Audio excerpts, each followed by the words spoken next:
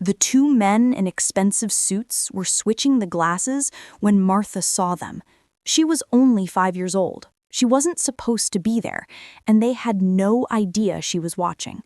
One pulled a small vial from his jacket, the kind you'd see in a hospital, except this wasn't medicine.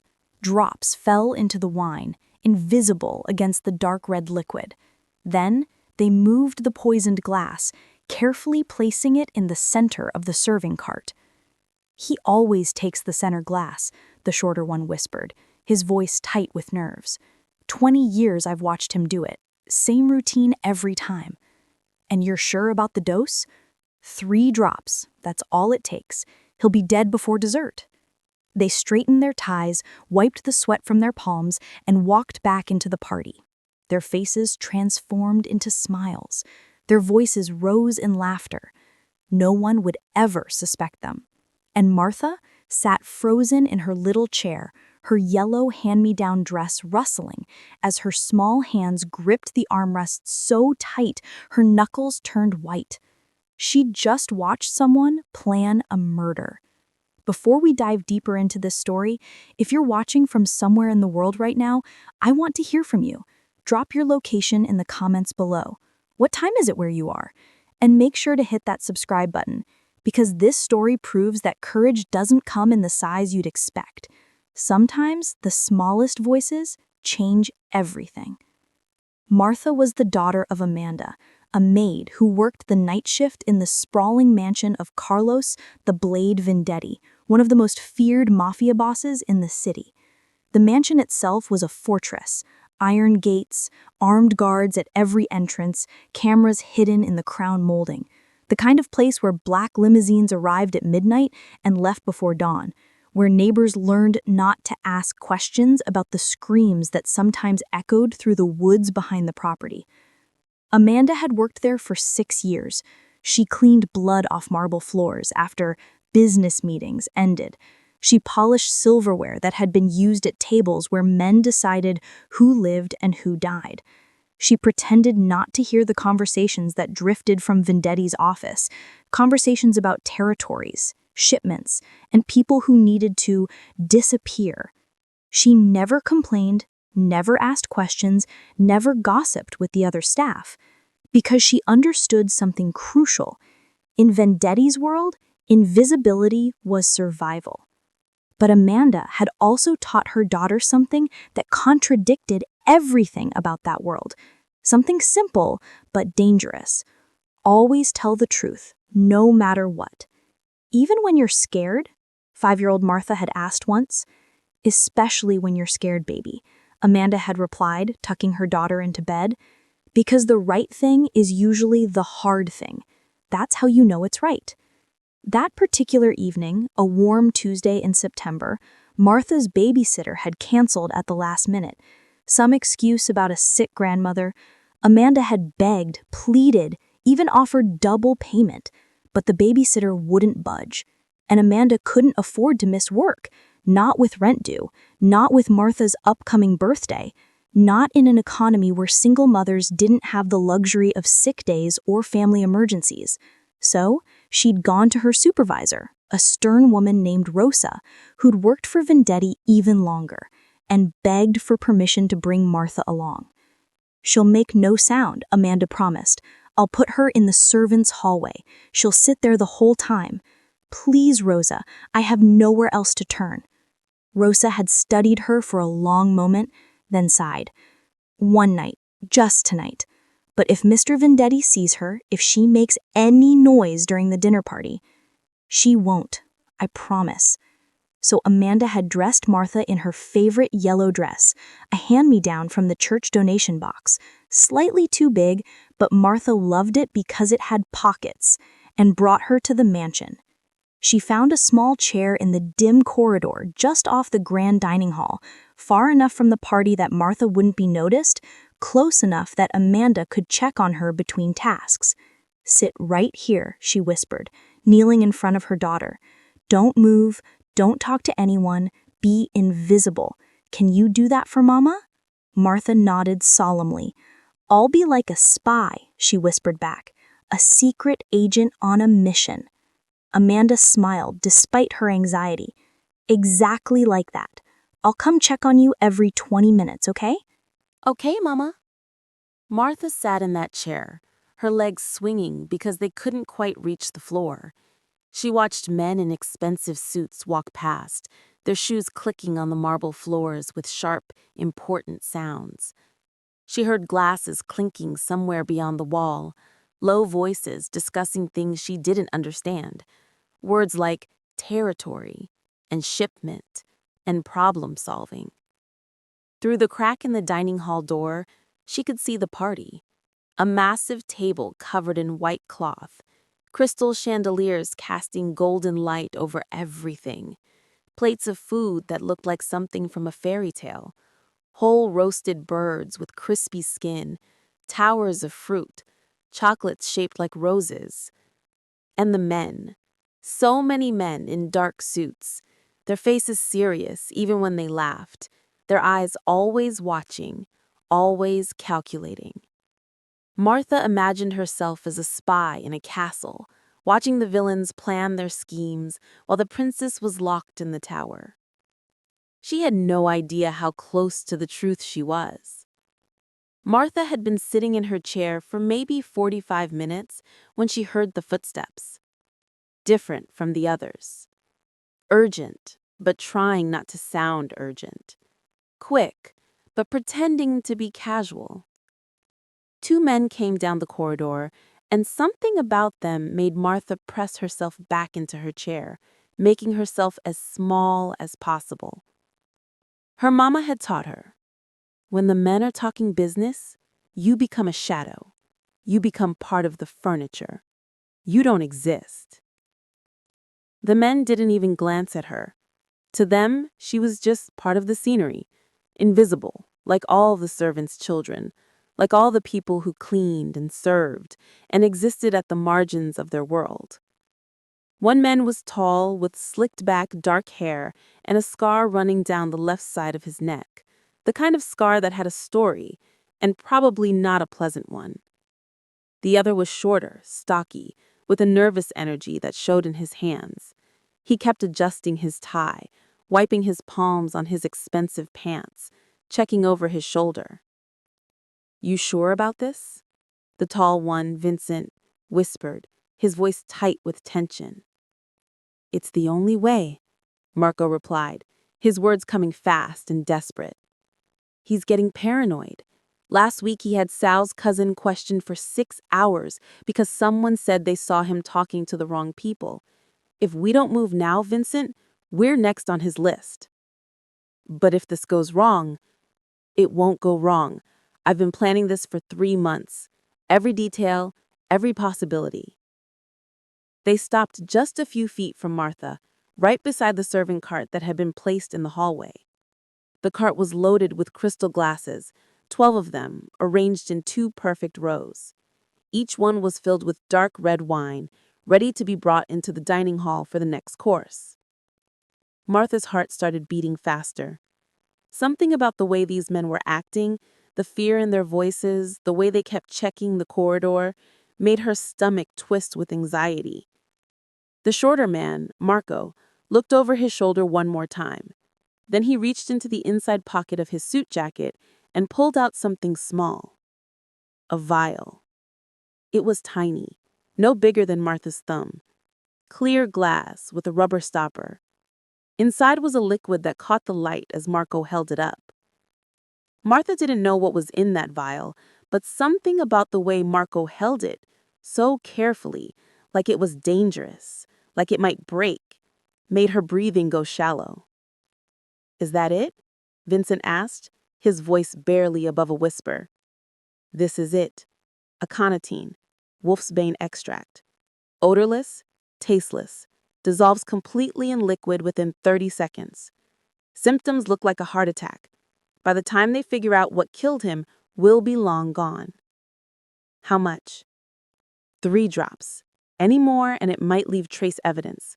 3 drops in a full glass of wine. He won't taste a thing. Marco tilted the vial over one of the glasses. Martha watched, frozen, as 3 drops fell from the vial into the wine. They disappeared immediately, swallowed by the dark red liquid. "Which one's his?" Vincent asked, his voice cracking slightly. "Third from the left. That's where they always place it when they bring the cart in, but we need to make sure." Marco's hand trembled as he picked up the poisoned glass. For a second, Martha thought he might drop it. But he steadied himself and carefully moved the glass, switching its position with another glass 2 spots over. "There," Marco breathed. "Center position." He always takes the center glass when they bring the cart to the table. Always. 20 years I've been watching him do it. Same routine every single time. He thinks routines make him unpredictable, but they make him predictable. And if someone else picks that glass, if his underboss or... Then someone else dies, Marco said flatly. Collateral damage. But it'll be him, Vincent. I promise you, it'll be him. This is the only way we get out alive. They both took shaky breaths, trying to compose themselves. Marco pocketed the vial. Vincent wiped his face with a handkerchief that came away damp with sweat. Then they transformed. Their faces shifted into smiles. Their voices rose, suddenly loud and jovial. They clapped each other on the shoulders like old friends sharing a joke, and walked back toward the dining hall, back toward the laughter and the clinking glasses, and the men who had no idea what was about to happen. Martha sat frozen in her chair, her heart pounding so hard she could hear it in her ears, could feel it in her throat. She didn't know what aconitine meant. She didn't know what collateral damage meant. She didn't understand most of what they'd said. But she knew, with the terrible, absolute certainty that children sometimes have about things they can't fully explain, that she'd just watched something very, very bad. Her mama's voice echoed in her head, clear as a bell. "Always tell the truth, baby, even when you're scared. Especially when you're scared, because the right thing is usually the hard thing. That's how you know it's right." Martha looked at the serving cart with its 12 crystal glasses. One of them had poison. One of them would kill someone. And only she knew which one. Martha sat in that chair for what felt like hours, but was probably only 2 or 3 minutes. Her mind was spinning with questions, with fears, with possibilities. Should I tell someone? But who? Her mama was somewhere in the kitchen, washing dishes or preparing the next course. The other servants wouldn't believe a 5-year-old. And the men at the party? They were criminals. Her mama had explained it carefully, using words Martha had understand. These were not good men. They hurt people. They did bad things. But one of them was about to die. What if they see me? What if those 2 men find out I was watching? She looked down the corridor where Vincent and Marco had disappeared. They'd pulled out a vial of poison like it was nothing.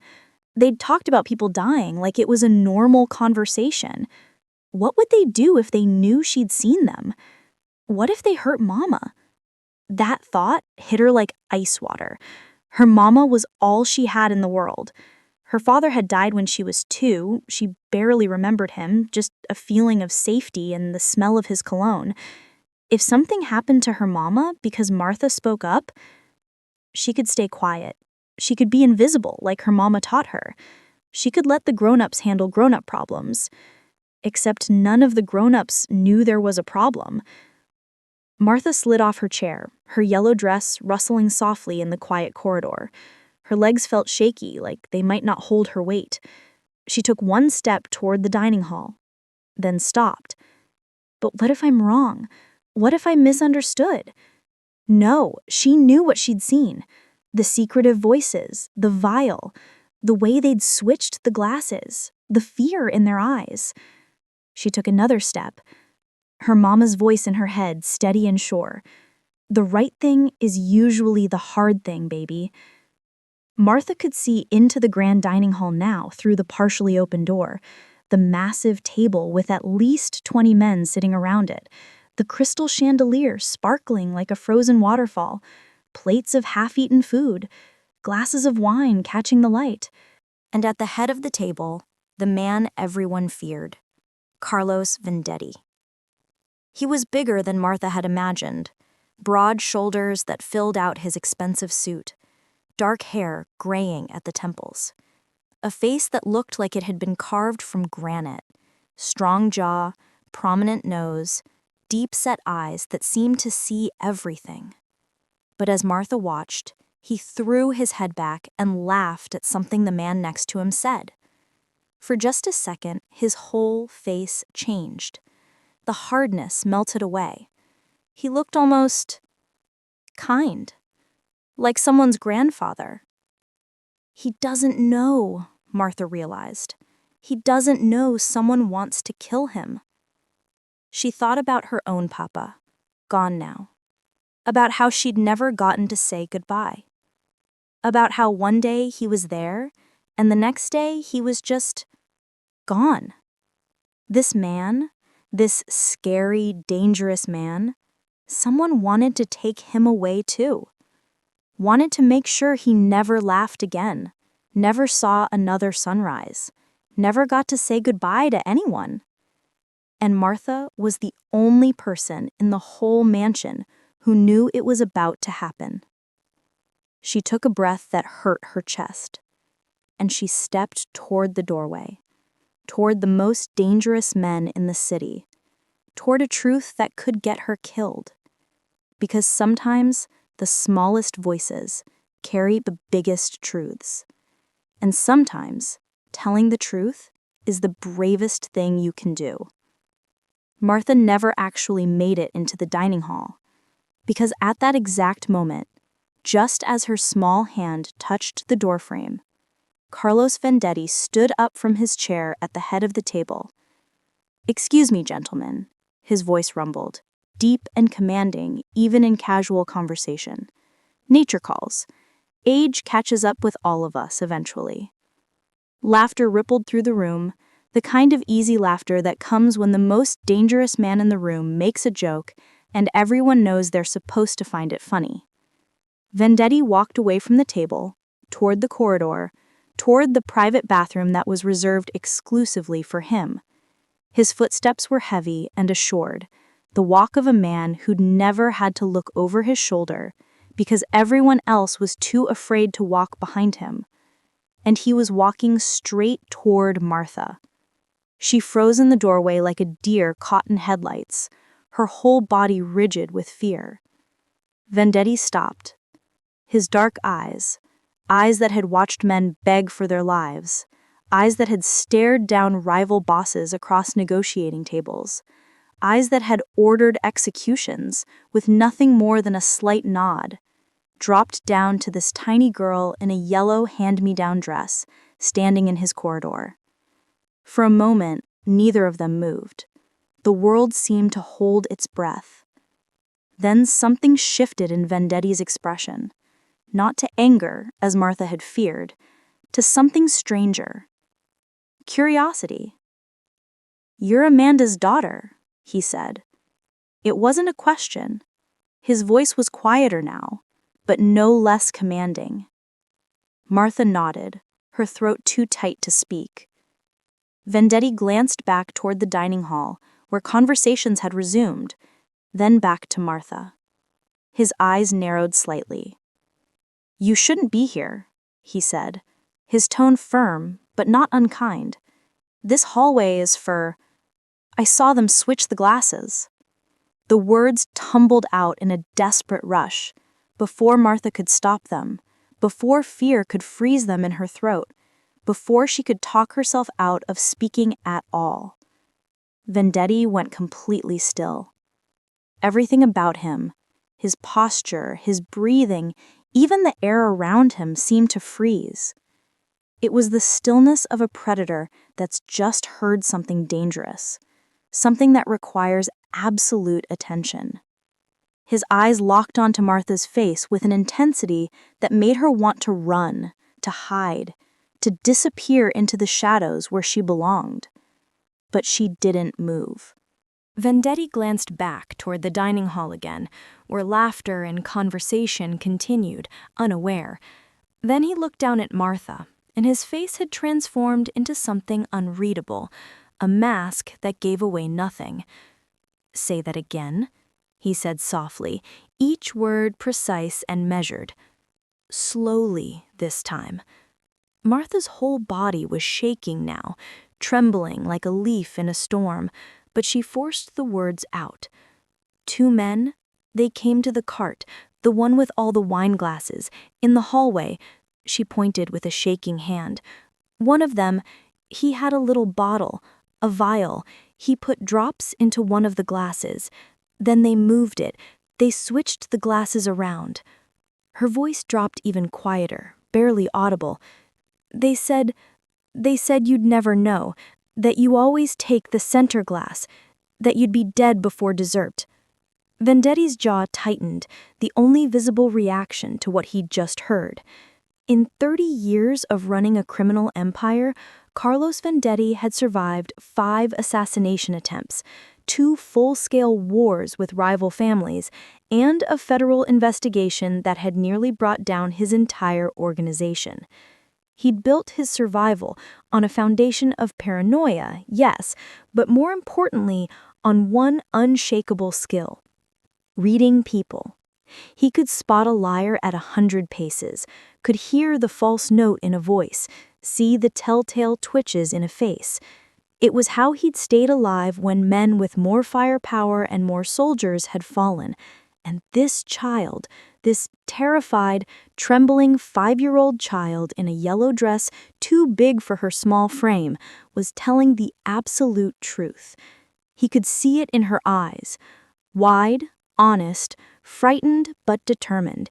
She had no reason to lie, no training in deception, no agenda, no angle, no hidden motive. Just pure, dangerous, life-saving honesty. "Which glasses?" he asked, his voice still calm, but his mind already racing through implications, possibilities, threats, countermeasures. "On the cart, in the hallway." Martha's words came faster now, relieved to be believed. "They moved one from the side to the middle, the third one from the left. They moved it to the center position." Vendetti's eyes flickered. The serving cart was still there, barely 20 feet away, loaded with wine glasses waiting to be brought in for the next course. He looked at Martha again, really looked at her this time. Saw the fear, yes, but also the courage it had taken for her to speak, to step out of invisibility, to risk everything to tell a truth that needed telling. And for just a moment, something in his chest tightened painfully. His own daughter would have been about this age now. Would have been. Past tense. Before the car bomb meant for him had taken her instead, along with his wife, 15 years ago. The day that had turned him from a man into something else. Something harder, colder, more dangerous. He pushed the memory down where it belonged, buried deep with all the other ghosts that haunted him in the quiet hours before dawn. "What's your name?" he asked Martha. "Martha, sir." "Martha." He repeated it slowly, carefully, like he was memorizing it, like it was important. "Martha, I need you to do something for me. Can you do that?" She nodded. "Go find your mother, stay with her. Stay in the kitchen or wherever she's working. Don't tell anyone at all, what you just told me. Not your mother, not the other staff, not anyone. Do you understand?" "Yes, sir."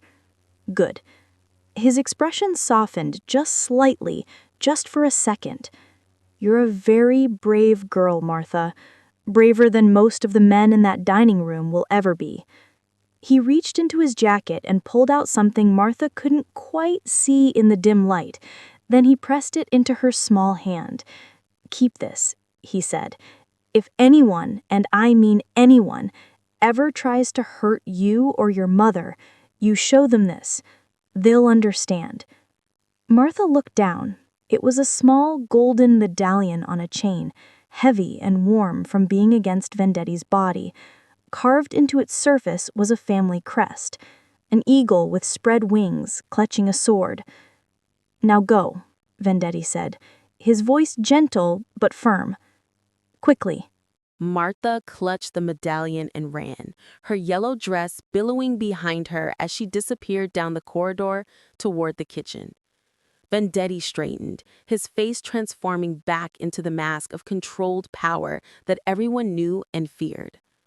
He walked past the serving cart, his eyes noting the 12 crystal glasses, already identifying which one would have the faint shimmer of poison on its surface.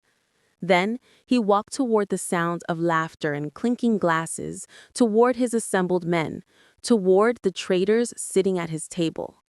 His mind was already working through the implications. Someone in his inner circle had just tried to kill him. Multiple someones, probably. This wasn't a random hit or an opportunistic attack.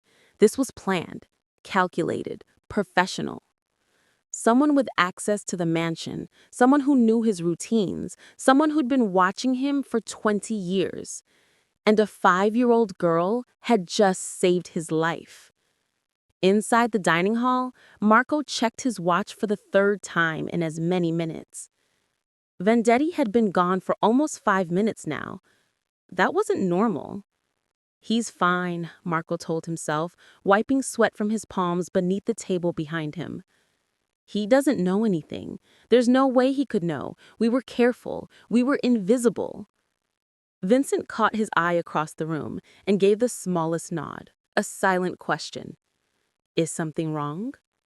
Marco shook his head slightly. No, everything's fine. Just wait. Neither of them saw Vendetti standing in the corridor, holding a wine glass up to the light, examining the faint iridescent shimmer on its surface. Neither of them saw the expression on his face. Cold, calculating, deadly. Neither of them knew that their perfect plan had just been whispered away by the smallest voice in the mansion. When Vendetti returned to the dining hall, he didn't sit down. Instead, he placed both hands on the back of his chair. Every conversation stopped. Every eye turned to him. "Gentlemen," he said quietly, his voice cutting through the silence like a blade. "We have a problem." He gestured toward the doorway. "Sal, Tony, bring in the cart from the hallway, the one with the wine glasses." 2 of his most loyal men, soldiers who'd been with him for decades, stood immediately and disappeared into the corridor. Marco's blood turned to ice. Vincent's hand trembled so badly he had to set down his fork. When Sal and Tony returned wheeling the cart, Vendetti pointed to the center glass. "That one," he said. "3rd from the left originally. Someone moved it to the center. Someone who knew I always take the center glass."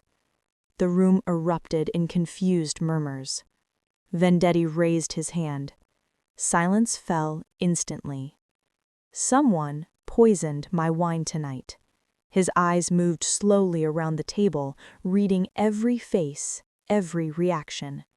"Aconitine, wolfsbane extract, enough to kill me and possibly anyone else who might have taken a sip." The fear in the room was palpable now. Men who'd faced down rival gangs and federal raids suddenly looked terrified. Because if Vendetti knew about the poison, someone had talked. And if someone had talked, nobody was safe. His gaze landed on Marco, then Vincent. He didn't say anything. He didn't have to. Both men had gone pale. Sweat beaded on their foreheads despite the cool air conditioning. "Vincent? Marco?"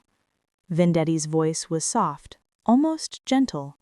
"Would you 2 gentlemen join me in the wine cellar? We need to have a conversation." It wasn't a request. Vincent's hands shook as he stood.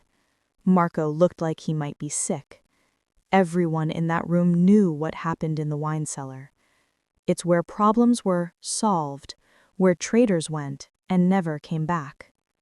As the 2 men walked toward the door, flanked by Sal and Tony, Marco finally broke. "Boss, please, It wasn't our idea. Lavezzi offered us money, said you were getting weak, said we'd be next if we didn't. Shut up, Vincent hissed. But it was too late. The name was out. Vincente Lavezzi, head of a rival family. The betrayal went deeper than just two soldiers. Vendetti's expression didn't change. Keep talking, Marco. Tell me everything. 3 hours later, federal agents arrived at the mansion. Not to arrest Vendetti, but to take Vincent, Marco, and a third conspirator named Frankie into custody. Vendetti had made a deal with the FBI years ago, information on rival families in exchange for immunity on certain charges. It was a devil's bargain, but it had kept him out of prison when other bosses had fallen. Tonight, he'd gotten proof that Lavezzi had ordered a hit on him, video evidence from the hidden cameras, recorded confessions in the wine cellar, the poison itself, carefully preserved as evidence.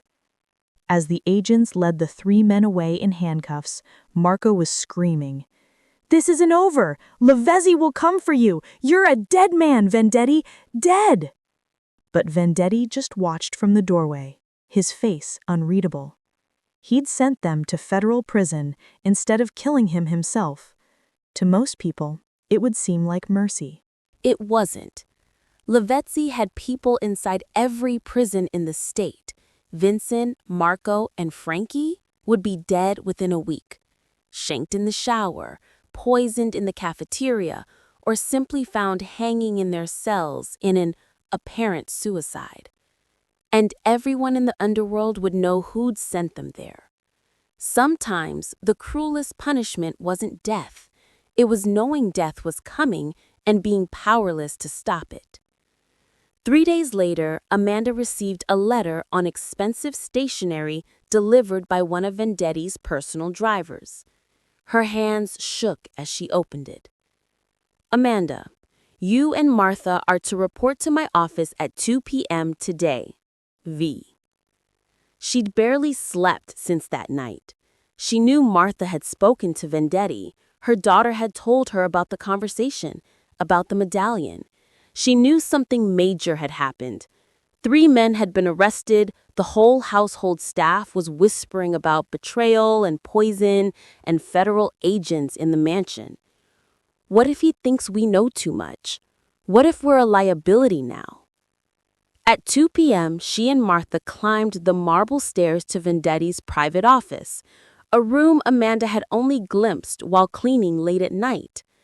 Vendetti sat behind a massive mahogany desk, reading documents. When they entered, he set the papers aside and stood. "Sit," he said, gesturing to 2 leather chairs across from him. Amanda perched on the edge of her seat, holding Martha's hand tight. Martha clutched the golden medallion she hadn't taken off since that night. Vendetti studied them both for a long moment. "Amanda," he began, "how long have you worked here?" "6 years, sir." 6 years of night shifts, cleaning floors, emptying trash, keeping your head down. He paused, never asking for more, never complaining, never gossiping. She nodded, unsure where this was going. "That kind of loyalty is rare," Vendetti continued, "especially in my world. Most people are loyal until a better offer comes along." He opened a drawer and pulled out an envelope. "I'm promoting you. Head of Household Operations. You'll manage all the staff, hiring, scheduling, payroll. Salary is $150,000 a year, plus benefits and housing in one of the guest cottages on the property." Amanda's breath caught. That was more money she'd made in the last 5 years combined. "Sir, I don't know what to say." "Say yes," Vendetti interrupted. He pulled out another envelope, thicker than the first. "And this is a trust fund for Martha, $500,000. It's hers when she turns 18. For college, for whatever future she wants. The paperwork is all legal. My lawyer set it up yesterday." Tears filled Amanda's eyes. "Sir, this is too much." "It's not enough," Vendetti said firmly. "Your daughter saved my life. There's no dollar amount that equals that." He walked around the desk and kneeled in front of Martha, bringing himself to her eye level one more time. He touched the medallion around her neck, his family crest, his promise of protection. "The world is going to tell you that people like me are monsters, and maybe they're right. But I want you to remember something. The world isn't divided into good people and bad people. It's divided into people who tell the truth and people who don't." He looked at her with those hard eyes that had seen too much death, too much betrayal, too much darkness. "You told the truth when it mattered. Don't ever lose that." Martha clutched her medallion. "Will the bad men come back?" Vendetti's jaw tightened. "Yes," he said honestly. "They will. But not for you. Never for you. I promise you that." Later that night, Vendetti stood alone in his office as dawn crept through the bulletproof windows. The mansion was quiet now. The traitors were gone, the immediate threat neutralized. But he knew better than to mistake silence for safety. Lavezzi would retaliate. The loss of 3 inside men, the federal evidence, the humiliation, it would demand a response. The war that had been simmering for years would finally boil over. But standing there in the early morning light, Vendetti thought about courage. Not the kind that came from guns and reputations and the fear you could instill in others, but the kind that came from a 5-year-old girl who saw something wrong and spoke up even when she had every reason to stay silent. Martha hadn't calculated odds or weighed risks like his trained soldiers would have. She'd simply seen the truth and told it, the way children do before the world teaches them that silence is safer. His phone buzzed. A text from Sal. 3 more names. Lavezzi's people in the organization. Waiting for your orders. The purge would continue. It had to. He typed back. Bring them in and double security on Amanda and Martha. Forever. Then he pulled open his bottom drawer and looked at the photograph inside. A little girl, about Martha's age, laughing in a summer dress on a sunny day that felt like a lifetime ago. His daughter. Dead 15 years now, killed by men who thought violence and intimidation were the only languages worth speaking. Vendetti closed the drawer slowly. Some debts could never be repaid. Some wounds never fully healed. But some promises could still be kept. And sometimes, just sometimes, the smallest voice in the room changes everything. If this story reminded you why speaking truth matters, even when you're terrified, even when you're powerless, even when nobody thinks you matter, hit that like button. Subscribe for more true stories where courage changes everything. Drop a comment telling me what you would have done in Martha's position. Would you have stayed silent to stay safe? Or would you have spoken up? Because sometimes the smallest voices carry the biggest truths.